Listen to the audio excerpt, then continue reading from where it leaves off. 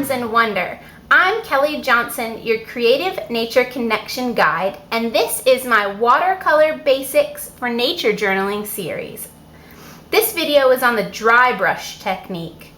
In watercolor, dry brush is a little misleading because your brush and paint aren't actually dry. You have to use water to get the paint going, of course, because it is watercolor.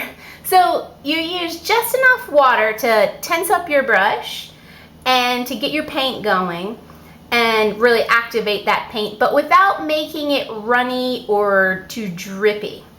Then you'll want to put the paint directly onto dry paper and make your marks and details in dry areas. And this will add a nice broken rough texture that has sort of a sharper or harder edge.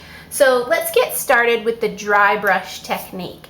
And like anything, it takes practice, so take plenty of time to practice and have fun with this. So first, wet your brush to activate the bristles and blot it off on your paper towel.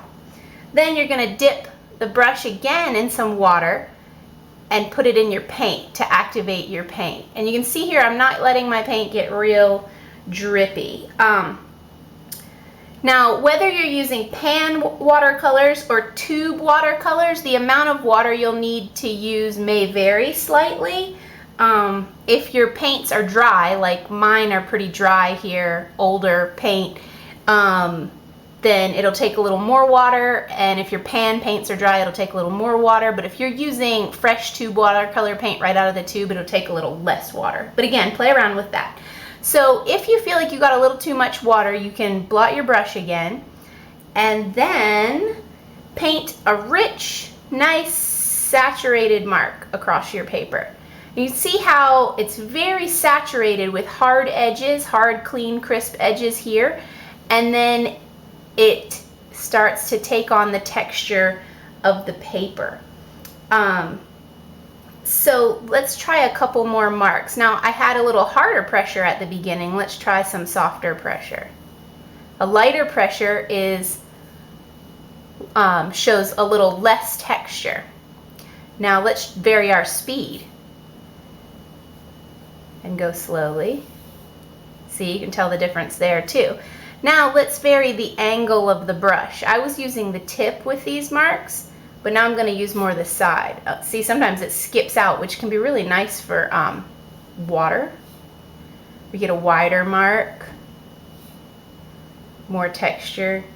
So when you're playing around with dry brush, you want to vary your pressure, your brush angle, and the amount of water you're actually using in your paint. So if I'm going to try a little more paint, let's go try a vertical mark. So see here at the tip where I had more paint, it's a more solid line, but you see there's a nice texture on this edge. It's not like using masking, which is a different video.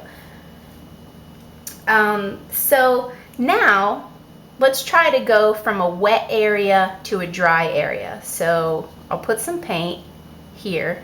Now dab my brush, get some more paint, try a little more. And see, you can blend in. So you can add like a more textured fade coming out of an area. Or you can go vice versa. Put a little paint, put a little wet area. Like as if this was an area you were already painting. It's a little too wet. And then go dry brush into the wet area. Let's get a little more saturated. And you can blend it there. And that's great if you want to add a little darkened shadow area. And see, it's just enough to let some highlights through here, but then you have that nice clean, crisp green line. So you can imagine, say if you were painting a leaf,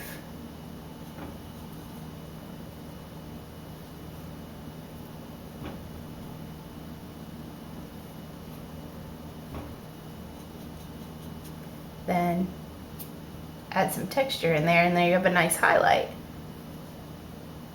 You can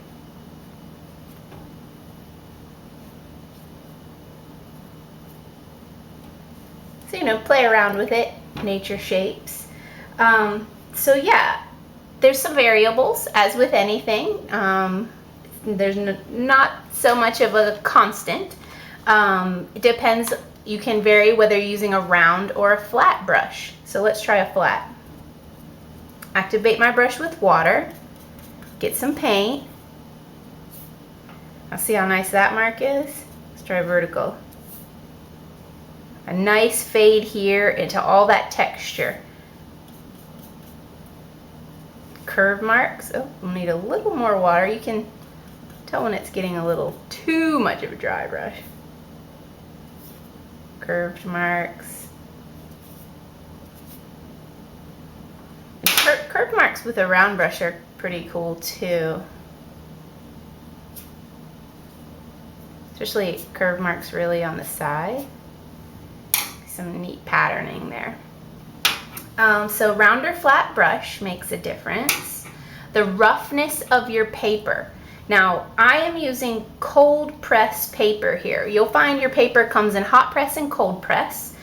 And cold press has more texture. Now, if you're confused about papers or aren't familiar with hot press and cold press, check out my Nature Journaling Tools free video series below on paper. And you can learn a little more about the ins and outs of hot and cold press papers. Another variable is the amount of water in the paint and in the brush, and whether your paper is a little damp or totally dry. So you can see where it was a little damp here, or even wet, it blended. And then, isn't this nice how this is drying into this really interesting textural fade out here? So wetness on both ends, paint, paper, and brush, makes a difference.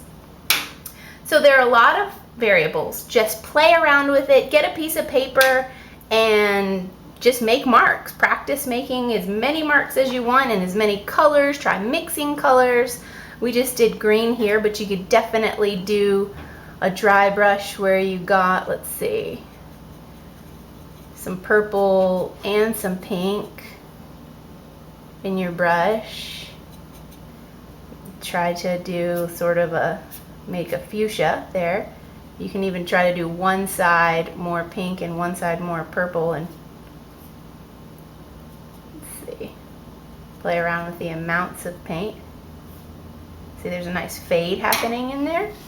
So play with it, have fun with it. Use dry brush to add texture to, say, tree bark, rocks, loose foliage. Use it with white paint, which we don't often use in watercolor, but dry brush is the time. Dry brush on dry paper is the time to use white paint. You can add sparkles on the water or fluffy cloud highlights. It's a fun thing to play around with too. Definitely practice with white, and white comes in a tube. Not all pan sets come with a white. And I think you'll really find that dry brush will give your paintings a nice textured pop. So thank you for joining me in the Wings, Worms, and Wonder Watercolor Basics for Nature Journaling series. Subscribe below so you don't miss any of the videos in this series. You can find more nature journaling painting tutorials in my Nature Journal Tools video series below, and my Nature Journaling in a Canoe. I'll teach you how to do a spread from a canoe in that video below. If you're interested in deeper instruction, check out my Connecting with Color Theory for Nature Journaling, and my Draw Yourself Back to Nature Art Journaling for Everyone e-courses. And I have lots more creative connection ideas, tips, tricks, and activities on my blog, Wings, Worms, and Wonder. Check it out. Subscribe to my newsletter to have these activities delivered to your inbox, and even get a free copy of my ebook. Thank you for joining me. Have fun with dry brush, and have a great day. Bye.